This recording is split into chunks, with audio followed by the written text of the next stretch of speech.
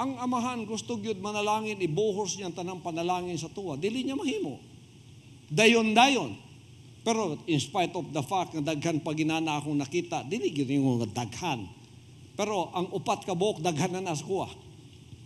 Paitan 1 million mo, na upat ka kurap diri o 5, daghan na nas kuha.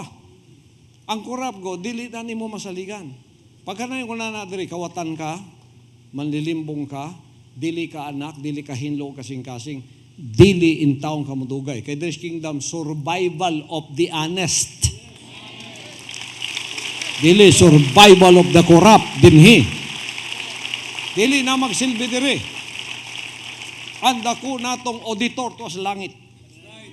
Anda ko natong ombudsman to sa langit ng tanaw.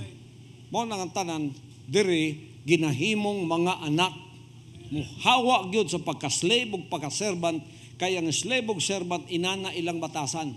Mao nang tawag sa man sa ila mga walay hinungdan nga ulipon. Dili masaligan ang buot pasabot.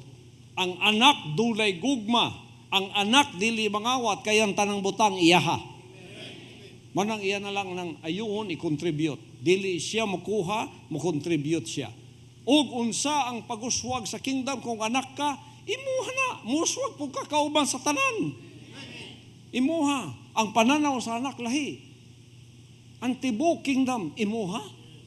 Niya mo kawaton. Nana kay sariling self-interest. Dili magsilbi na.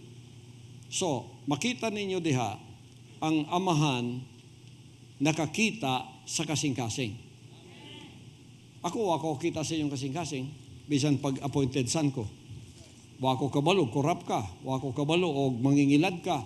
Wako kabalog, di ka masaligan ng kwarta.